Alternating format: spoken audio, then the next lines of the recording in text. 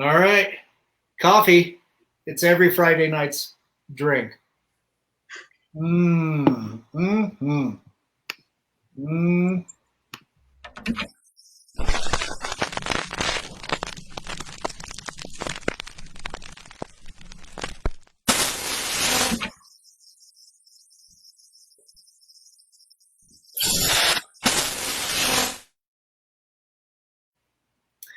All right, everybody. My name is Dan Crosier. I'm here for another installment of COFOH Live Undead, and I am privileged to have as our guests Izik Bell and Alexa Lowe.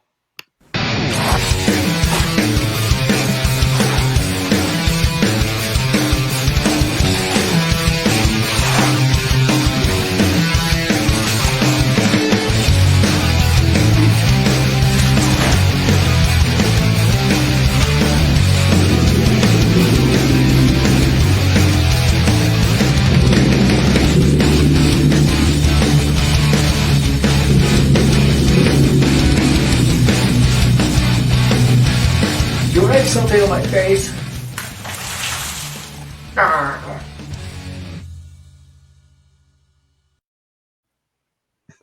Hey. Hey, Izik, Alexa, how are you? Doing great, man. Pretty fantastic. Great.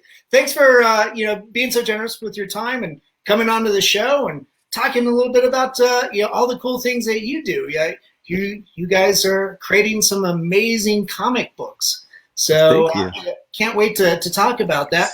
But first, Alexa, give us a little bit, talk about a little bit of who you are, where you come from, and how you got into creating comic books. All right. Well, this is actually my first interview, like vid chat interview, so I'm super awkward. I'm here drawing because I'm really awkward. That's okay. Yeah. I'm awkward too.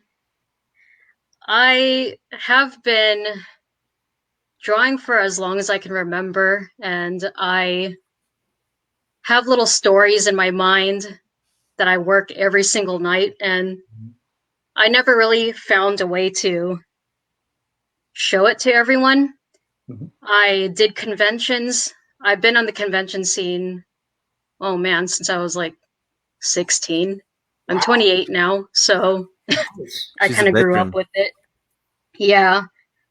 And I met this guy at a con, Emerald City Comic Con in 2015. Oh, sweet. And yeah, we kind of went from there. He said that he had a comic and I wasn't really doing anything with my art interesting. And he said that he would love if I would do colors for his stuff. And that's how it ended up happening. I'm now the colors for MetalShade. Nice. Yeah.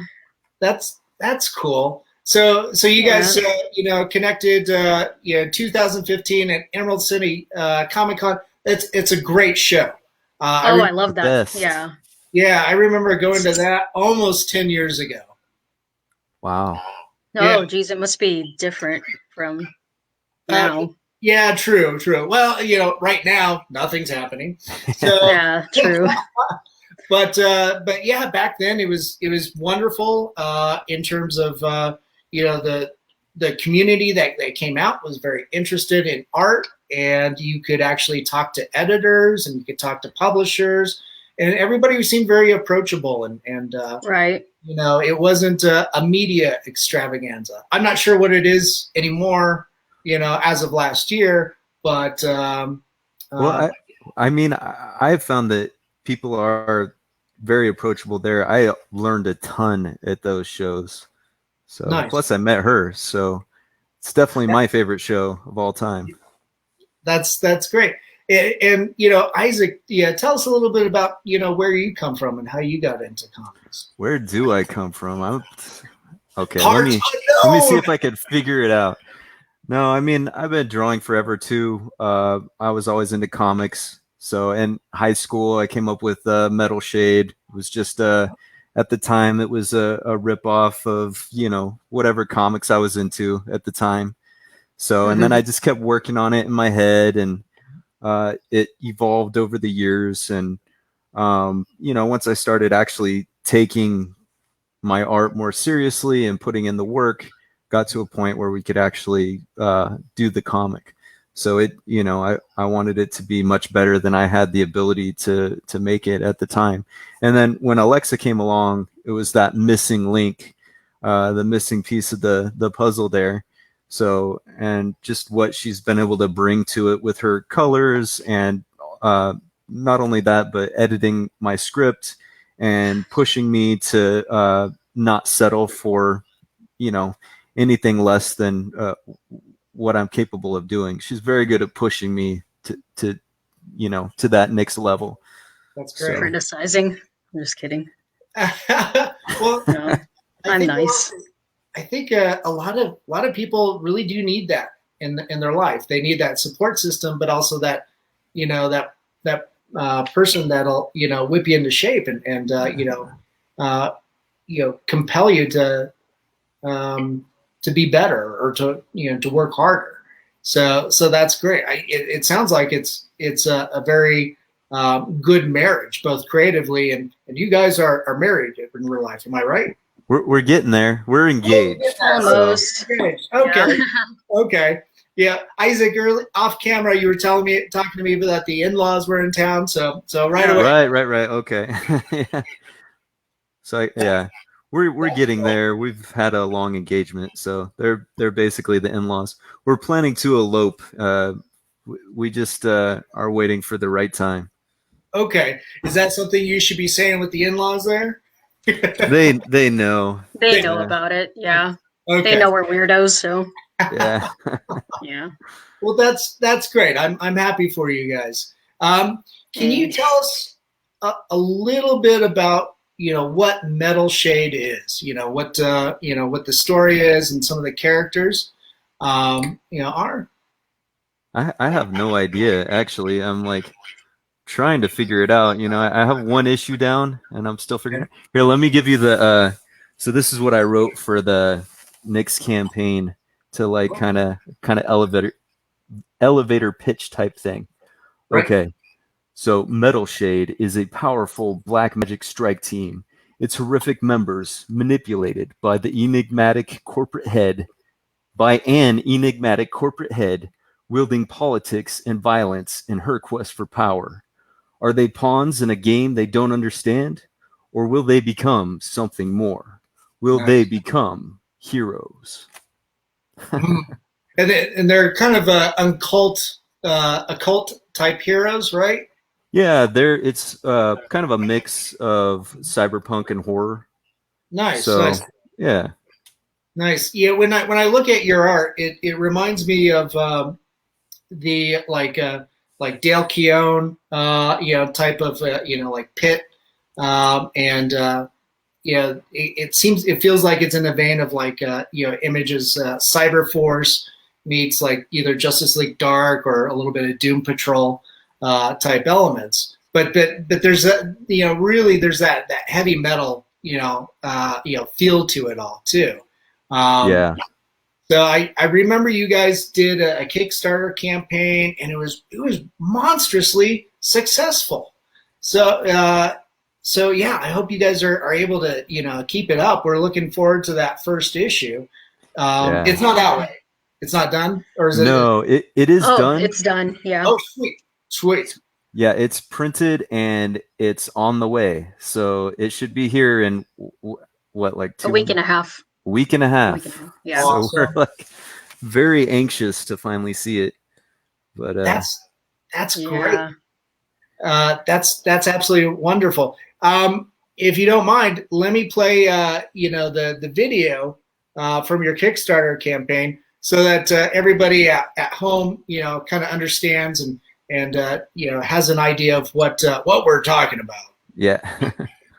All right, let me add this guy here, and you know what? Let's change that up. All right.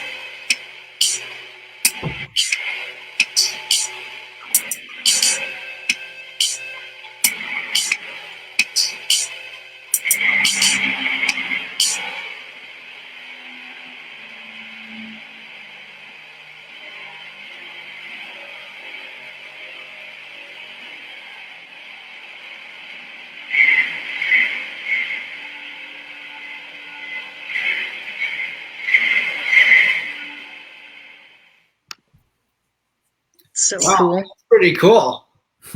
Yeah. So, with this, and this was an idea. As a new companion. So keep that thought in the back of your mind. I'll tune in and see you watch you play. Sorry about that, guys. I think my YouTube went a little nuts. But this was an idea that you've had since high school. It's been kind of that thing that's just been around and has developed and gestated. Yeah. Oh, yeah. Absolutely. I mean, I've been obsessed with just making this comic forever. So and I've definitely attempted to get it going a few times, and just my skill set wasn't there. Okay. So, and it was always very disappointing to have all these ideas and then just draw crap. So, but that's how it goes. Right. So, but things kind of picked up when you and Alexa were able to meet up. 5 years ago, I guess. Was it an immediate partnership, or did she teach you a few things like no, this is not the way to go? Yeah, I mean, actually, she blew me off at first, but I've met you in person. I would have too. Yeah, I mean, so we met 5 years ago, but we teamed up about 3 years ago. So there was a gap there. But when I first met her, she's been doing conventions forever, and her art was already at a very high level. She already had products, prints, and all this stuff. I mean, she's tabling at Emerald City. It's not an easy show to get into. No. So I was blown away by her work. I actually met her work before I met her. And so she was definitely one of the people there that inspired me to kind of get my shit together and actually, make something out of it. And yeah, you started doing cons after that. Oh, cool. Izik, you weren't doing conventions before then? I was not. Okay. Because I think you and I have met in person a couple times at different signings and events. I think you stopped by. Was it AC Collectibles? This was years ago for some kind of Halloween thing, I think. Yeah, there was that. I think I met you at the first time at Mile High Comics at the warehouse. Oh, okay. You had your cow costume on. And, yeah. Yeah, your work is sick too, man. The wood stuff that you do, I was blown away. Thanks. I think I have an image of that, floating around here somewhere. And we'll turn this on. Let me show everybody. Oh, you can't really see it. All right, let's. Can't. Nope. Let's try that. Nope. None of the technical stuff is working. Oh my gosh. This is torture. You could just only see pieces of it. I know, you can only see pieces. I guess I'll just turn it off. Yeah, okay. You can kind of see that. I can see it in the corner. Yeah, you can kind of see you. That's a self-portrait of me, So, yeah. Okay, I remember that time. I used to wear, when we would do those events at Mile High Comics Warehouse, and I get dressed up in a full body cow. Was it a unitard? And a little hat piece and stuff, and so kind of promote Dink when we were doing that. That was a lot of fun, and I totally have no problem humiliating myself. Clearly, good times. I feel like I've seen some of your crazy outfits on your profile. Probably, yeah. It's. I feel like I've seen something. I don't know. Yeah, it's probably best that you just forget. No, I was surprised you're just dressed in normal clothes tonight, man. I mean. Oh well, look at my backdrop. That's true. That's true. Yeah. You have someone's skin. That'd be hanging cool back to there, be interviewed by a cow. That'll be fun. When I find one, I'll let you know. But, cool. Their English tends to be way better than mine. I would imagine so. Yeah. No offense. I'm just grasping at it right now. But yeah, so the first issue's coming out. You've got that coming out in the next week and a half or so, or it's being shipped to you anyway. Yeah. And what's the plan after that? Obviously, you're just starting out in this series. Is it going to be an ongoing thing? And do you have do you know where it's going to go, or you kind of just plan it like one issue at a time? No, yeah, we have an overarching storyline pretty much figured out. So we're done with issue 2, and we've been dying to launch a campaign for it, but we ran into a bunch of production issues getting issue 1 ready to go. So we've just been kind of sitting here dying a slow death, waiting for it to come in. So eager. Yeah. Yeah, I bet, and I'm sure, during quarantine and all this stuff, supply chains and everything's just incredibly slow, right? Mm-hmm. Yeah. Yeah. The and with that, so getting to the second issue, that's that might have been a little bit slower too.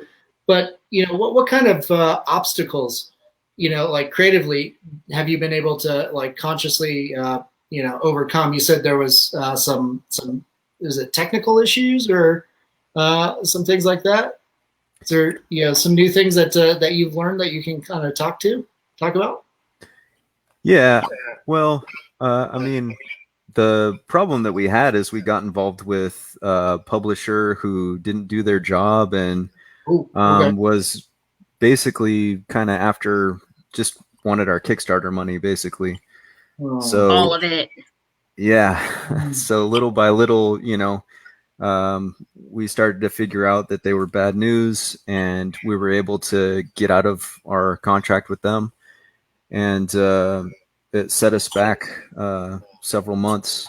So I think by the time it was a good, 3 or 4 months by the time we got out of that, and then we went to the printer we were going to go with before them, and they were on it.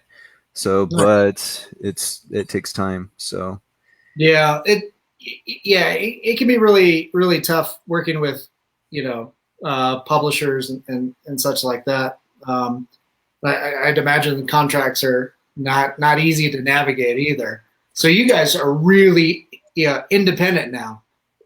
Yeah, we sure are. Yeah, I work for her, so and she's a tough boss. Yeah. Good. Yeah, keep him in line. He's working 24/7. That's it. That's that's fantastic. It sounds like it's a solid partnership. You guys are moving right along. You'll get to that second issue. It's just gonna take a little bit of time, and it is what it is. So it'll be great. But can you tell us a little bit about your influences as far as art goes, but also especially since this is a horror platform and you're doing kind of a horror themed superhero group. Where do those influences come from? You wanna start this one off, Alexa? My your influences for coloring.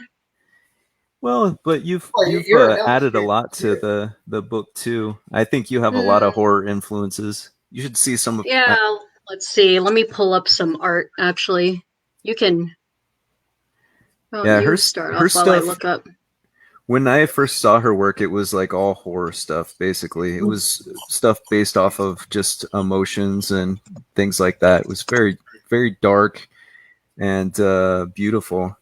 Nice. So, and I think that her color style has, obviously it's very unique, and it just one of the things I worried about with MetalShade was that it was going to look just like early Image comics, Okay.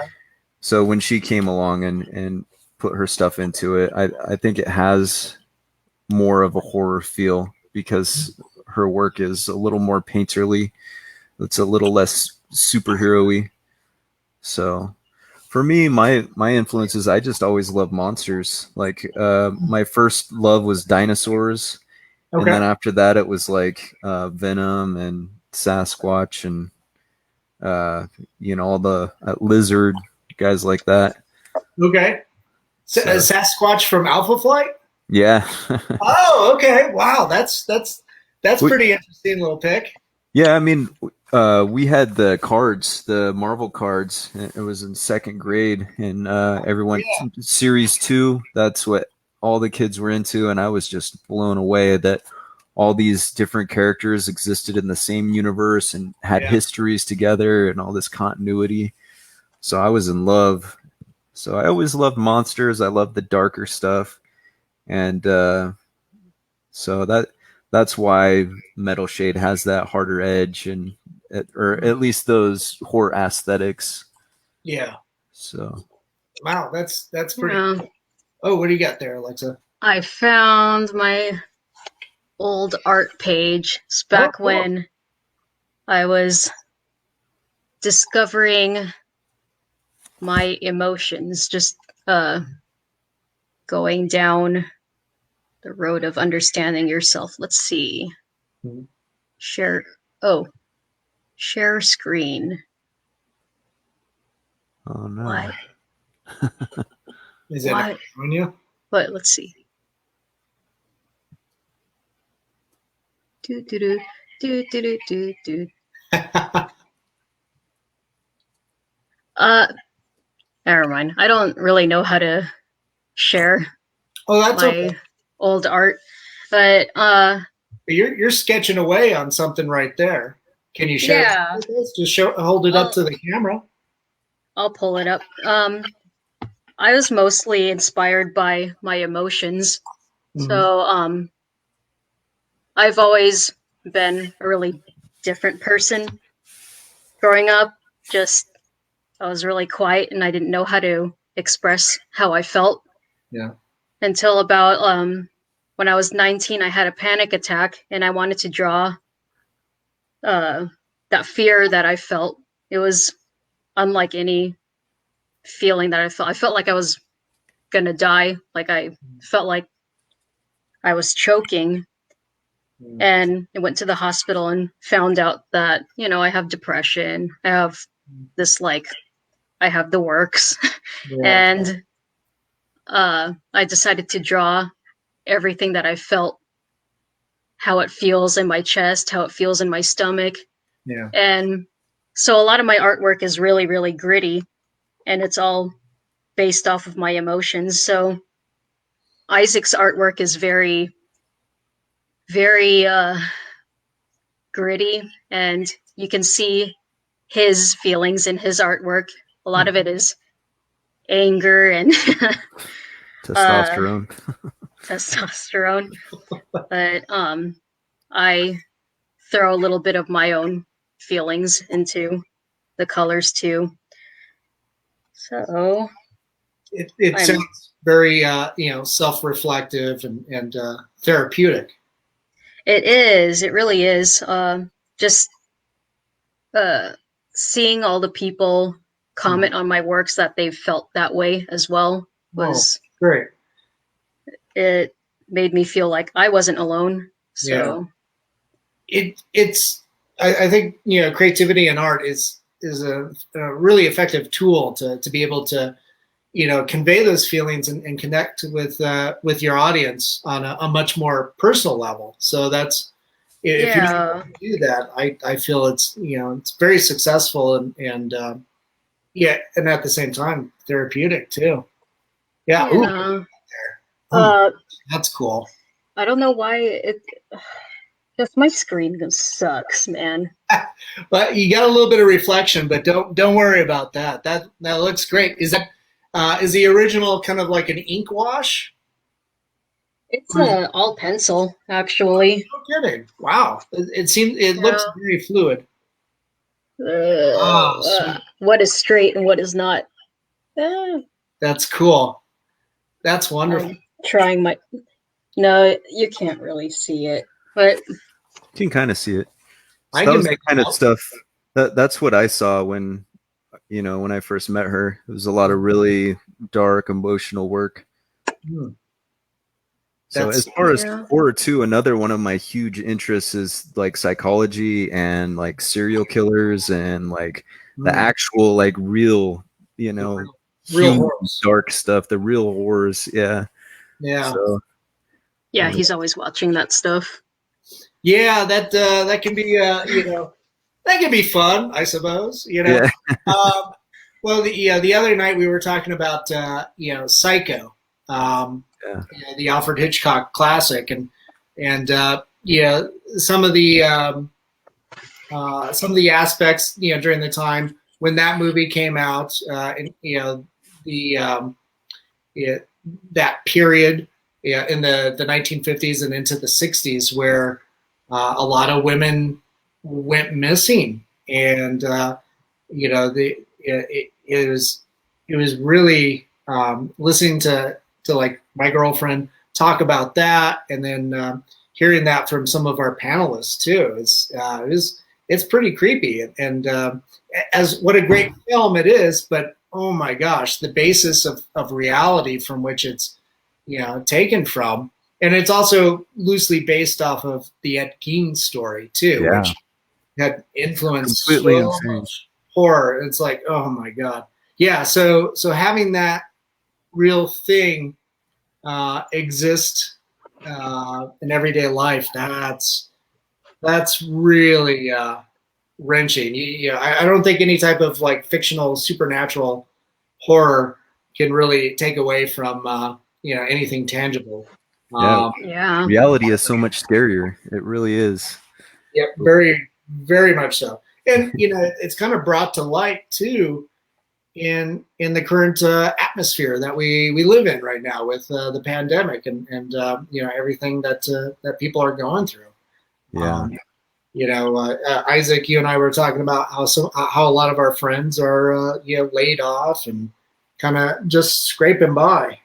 Yeah, it's a tough time.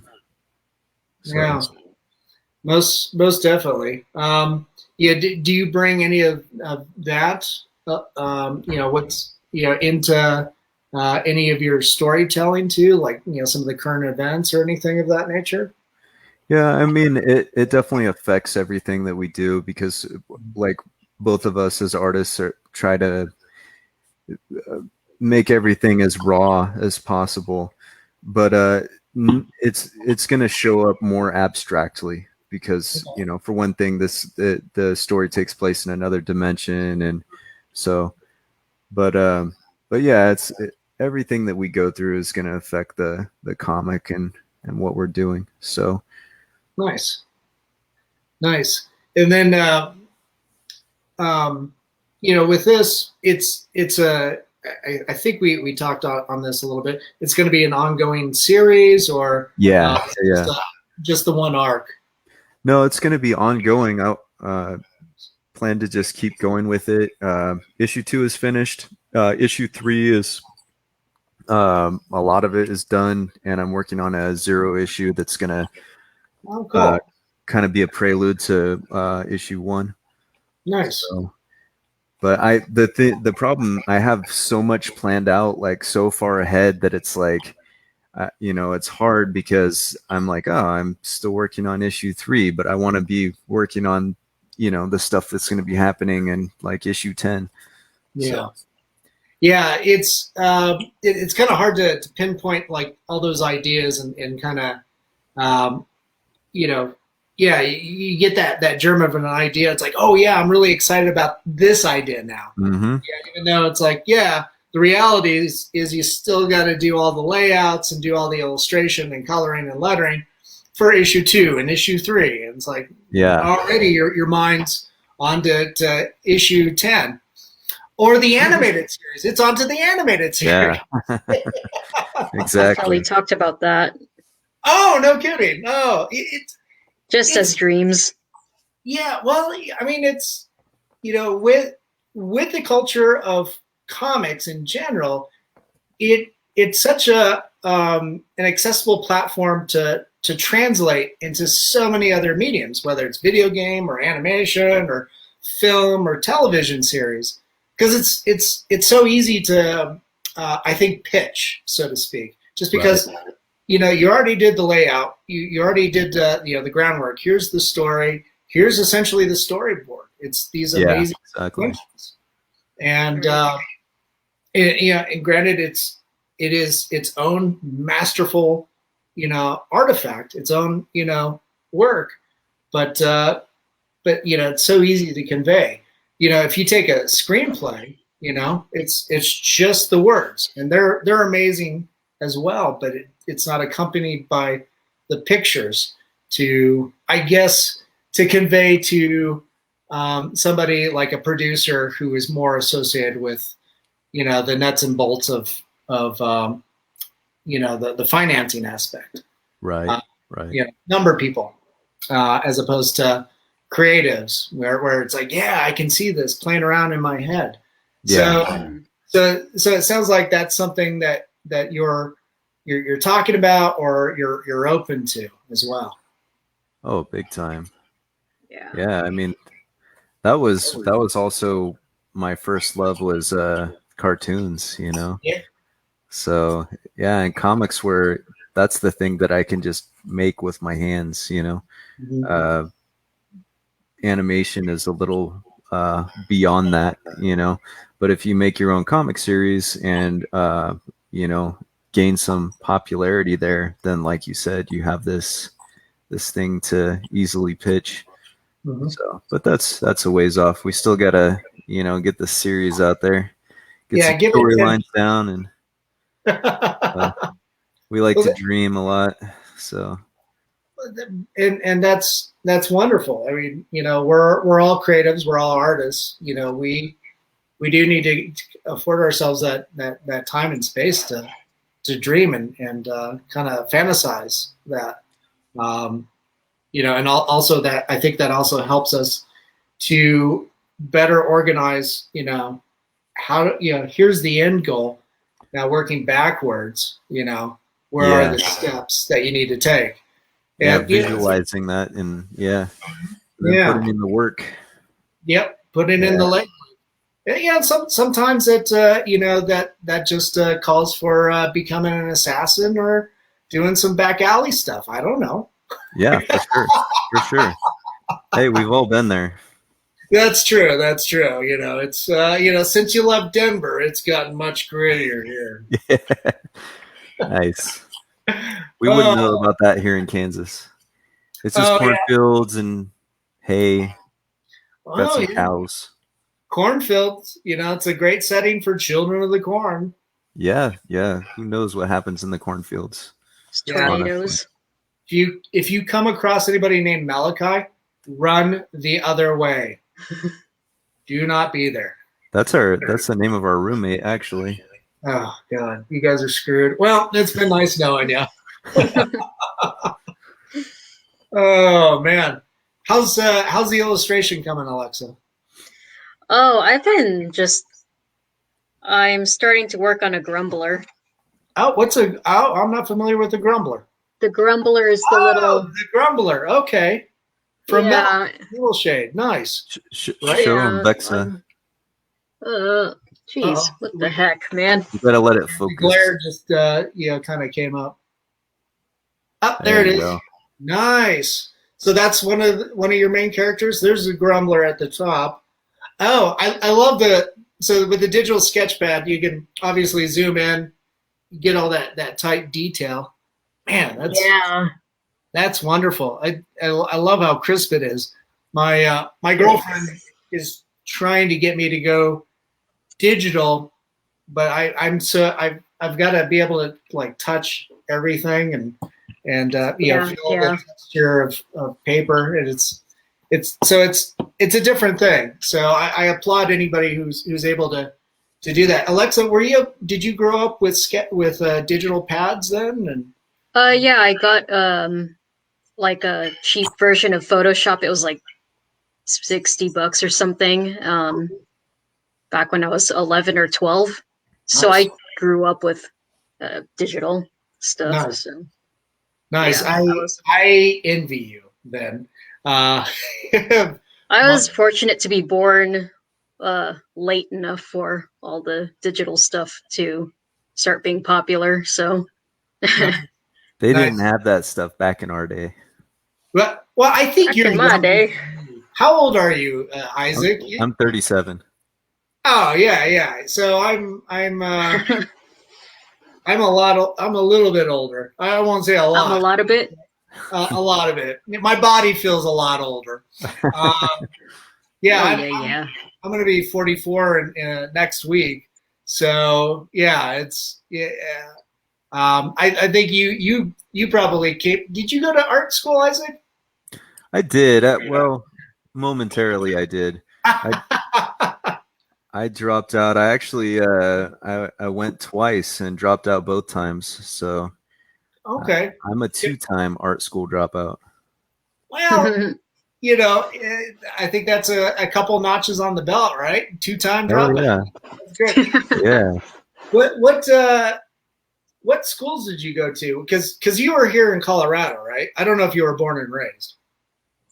Me? No, I was only there I lived there for like 4 or 5 years, something like that. Oh, okay. I thought you were here much longer than that.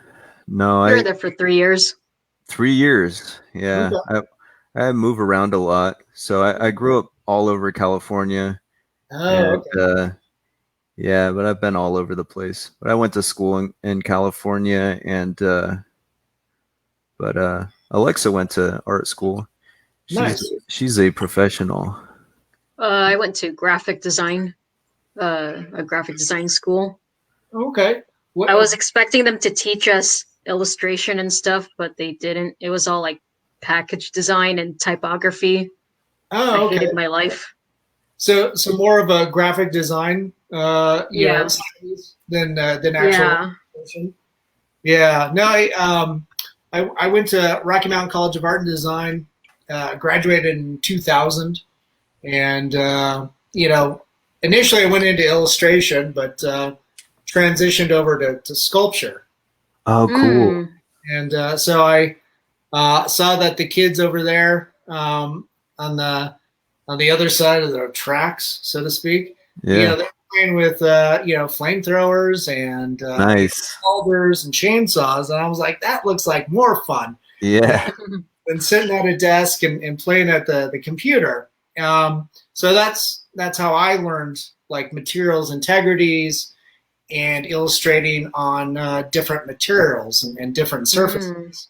But unfortunately, the one thing I did not pick up on was computers. So I can edit film on a computer, but I can't, and I can do this clearly, but that's about it.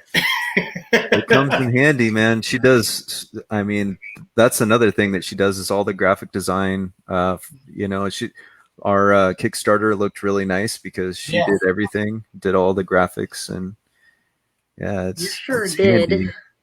Yeah, it's interesting. Yeah, even though Alexa, you might not have enjoyed the courses and everything. It sounds like it really sets you up with this skill set that really applies to what you're doing now. Oh, it's super useful. Like I can make nice looking advertisements. You can tell the difference by someone who like hasn't been like studying graphic design. Yeah, like me. Like their their ads, they'll look a little janky. Right. Most definitely. Did you also do the Kickstarter video as well then? Oh no, we had a friend do that. Okay. Yeah, Matthew Zardos did the video, and him and his wife Teresa did the music for it. Cool. So, and I mean, I honestly, we had everything for the Kickstarter. We were very proud of all the work we did, but we didn't have a video. And we talked to him, and he came up with that thing in like a couple nights. Cool. And I was so happy that, I was blown away with it. So. Yeah, he played it over and over and over, like the whole day. I would put it on repeat and just watch it with tears in my eyes. And I would walk downstairs and he'd be like, I'm still watching it. That's great. Yeah, it's nice when you have that emotional investment into what you're doing, and the people helping you helping you out. They're pulling the weight. They're getting things done, getting things out there. Collaboration can be a really difficult thing. Oh God. Oh, it's super. Yeah. It's impossible to find the right people. I have no idea how I've been so lucky. Like with her, it's just more than I could have ever asked for. And then we are starting to put other pieces of the puzzle together. So there's a new marketing person that we're going to start working with that we're very excited about. So we're going to see how that goes. Nice. With the distribution, like obviously you got your Kickstarter, and that was ridiculously successful. Because when you had that going, I was watching that thing just go up and up and up, and I was so excited for you guys. Thank you. And with Kickstarter, I mean that's also its own platform for distribution. People buy into it, and then you send out the product that you're making or the art that you're making, and then beyond that. Are you going to be self-distributing through from store to store to store, or anything like that, or do you have a plan for that, or are you going to try and get through? Was it Diamond? The big. I think they're still the big distributor. The COVID thing kind of knocked everybody down a peg. Yeah, I think a few companies fired them. But we do want to distribute through Diamond. So the plan was before COVID, one of the big things we would be doing is selling these books at conventions. So that's been our bread and butter for a long time, and so we're very excited to have comics there. So. Right. But we will distribute through Diamond as well. But the thing with Diamond, we don't want to put out issue 1 and then have a long wait for the next issue. So we want to have the first storyline completely finished and funded before we go through Diamond. So those will be second prints that go through Diamond also. So people who get in on the Kickstarter that are the only ones who will have first editions, and so and all the Kickstarter books are going to have enhanced covers, that they have holofoil covers, and then the stuff in the comic shops will be regular comics. Cool. So. Well, that's pretty cool. Can you with the Kickstarter too, can you talk about a little bit about it, some of the other incentives? Like did you have t-shirts and everything, or stickers, or I can't remember what all was on there. The stretch rewards.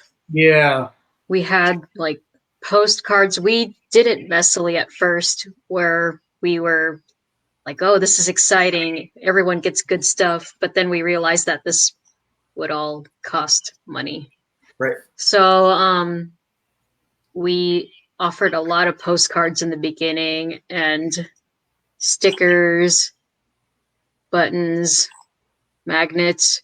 Okay. Just cool shit. And after a while we had to learn to space it out with here's a digital reward, because it adds up. We ended up getting a lot of stretch rewards. So, okay. but it's worth it, you know, especially for our first Kickstarter, and we're so thankful for everyone who supported us. So I think they definitely deserve all that stuff. Yeah, for sure. But we're launching our online shop. That'll be coming up very soon. And Nice. yeah, we'll have t-shirts, and we've got a bunch of merchandise, and we'll have comics and stuff too. What's the website for that? It's not launched yet, but it is akirakirai.studios.com. How do you spell that? So okay, AKI RA KIRAI KIR AI.com. Studios.com. Oh, studios.com. Sorry. All right. Let's save that, and then hey, so now we got a little ticker going across the bottom that has your website. Oh, cool. Hey. Yeah. So I probably should have asked you at the beginning of this. My bad. It's all good. No. But for everybody that's watching, feel free to visit their website. It's scrolling at the bottom. We've got a few more minutes, so anybody that's watching, feel free to ask these talented, duo some questions about their work in MetalShade. Feel free to do so. So now you guys are based out of Wichita, Kansas. Aside from the tornadoes and the corn, how's that treating you? Oh, we like it. It's pleasant. I mean, we have our own house here as artists, so how many artists can actually say that? Right. But it's pleasant. The people are nice. I think the worst thing about Wichita is the weather, maybe. Like, it's really humid here. It feels like that's how I know I'm not going to be able to handle the Philippines when I go there. Oh, the humidity. It's humid. It's humid. We also have lots of bugs. Oh, out there. Yeah. Out here, a little less bugs, but at least you guys don't have the forest fires we have. True. It's very calm here. There's, good. And everything's open. Like, we are able to go to the gym, and it's life is very chill at the moment. So, and she's from Seattle, and I'm from California. I mean, and they're all on fire, and there's riots, and so we're kind of happy to be in Kansas. So, and also feeling for everyone. Yeah. Yeah, it's a tough time.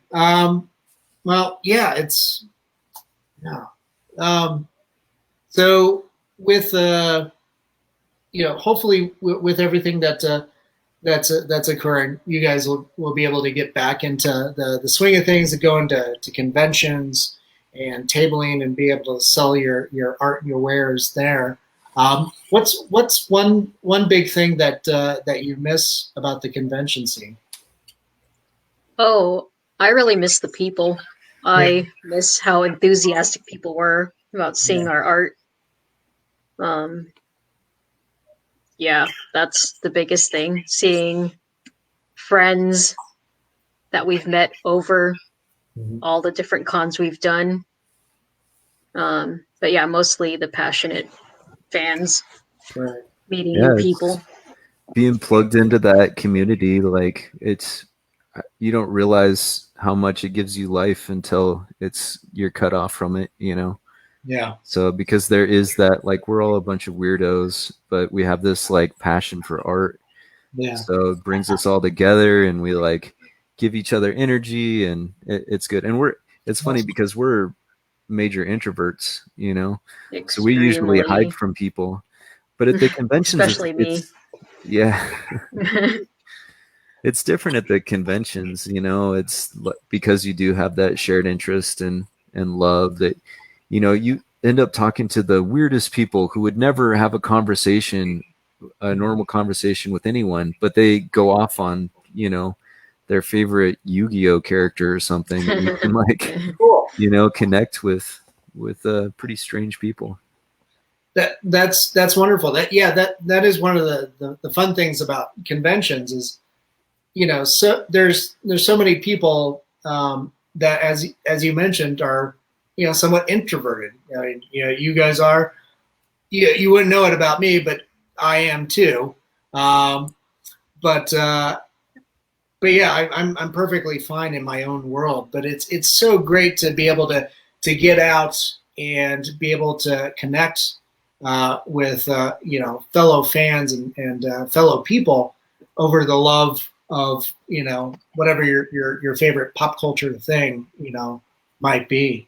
Yeah. So that's great. I'm glad that that you guys have been able to be so successful doing that. And yeah, I really hope you're able to do that again soon. Yeah. Yeah, we'll see. I miss it a lot. We miss the traveling. That's another thing that we really loved was actually, I don't think we really liked it while we were doing it, but then after a while we were like, oh, I really miss driving down to Texas. Oh, I miss, yeah, that's the biggest one. Yeah, you don't know what you miss until it's gone. Yeah. Yeah. Speaking of which, I'm looking for my left shoe. Yeah, I think it's over here actually. All right, I'll be right back. He's gonna show up on my screen. I was just waiting for you to show up in the background. I'm like, when we were doing up, it's like, oh crap! Call the cops. Dan's here. That's what that would be the appropriate response. Yeah, when you guys were setting up earlier, I thought it'd be so much fun if we were able to figure out that echoing thing. You know, it's you know, make it look like sure you're in different rooms, but then just hand each other stuff across the screen and everything. Oh yeah, I would have loved that. Yeah, yeah. I think that kind of took off with like TikTok stuff and you know, all that jazz. Right. Oh yeah, TikTok. Yeah, but cool. Well, guys, our time is winding down. Where's a good place to follow you? Obviously, the website. Mm-hmm. Yeah, the website is right now it's under construction, but that is gonna blow up like crazy in you know, 3 the next 4 few weeks. weeks. Yeah. Yeah. So, but I'm also on. Oh, Izik. Oh no, he died. Yeah, well, so much for Izik. Sorry, Alexa, you're stuck with me. Oh man. So Izik is really getting into Twitter. He's okay. Yeah, so I think his Twitter handle is insidious_Izik. Insidious_. There's Izik. Yeah. So we were just talking about your Twitter handle. Yeah. Did you got it? Insidious_Izik. Okay, that's right. me. Yeah. Izik spelled Izik, right? That is correct. Yeah. Nice. And then Alexa, where can people follow you?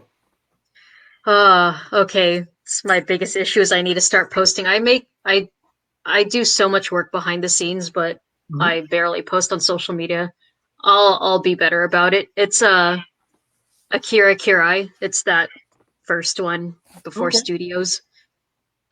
Everywhere. So just Akira Kirai. Nice. So Instagram, Facebook, Twitter.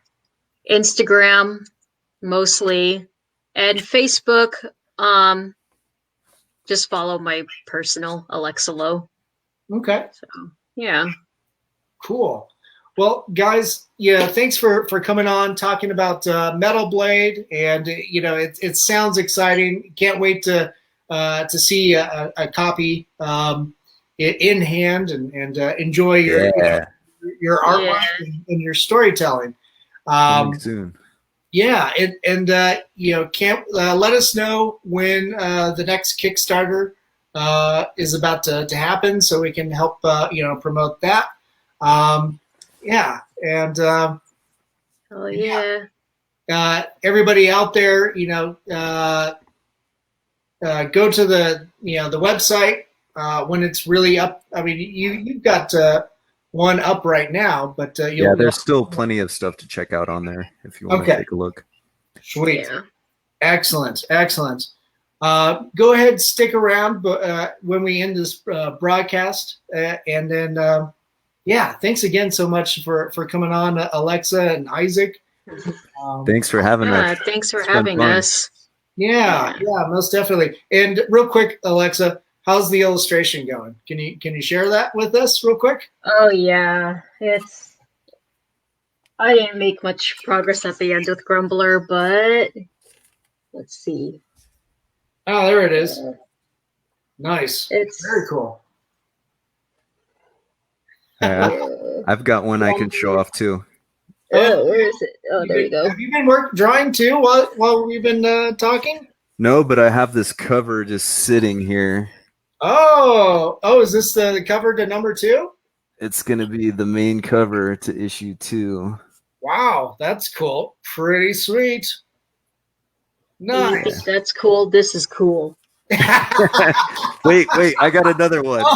Wait. What else have we got? Awesome. Cool. Well, thanks, guys. Appreciate you coming on, and yeah, you guys have a great Friday night. Hey, you too. You as well. Thank you. And everybody out there in internet TV land, thanks for tuning in. And to my sponsors, Sumner Twins, Talent, and my partners at COFOH, Colorado Festival of Horror, will be coming around, I guess, next year, I suppose. And then my producers, Stefan Santa Cruz, Amanda Armstrong, and, of course, all my love to my girlfriend, Elise. So, all right. With that, everybody, be good, be kind, have a good night.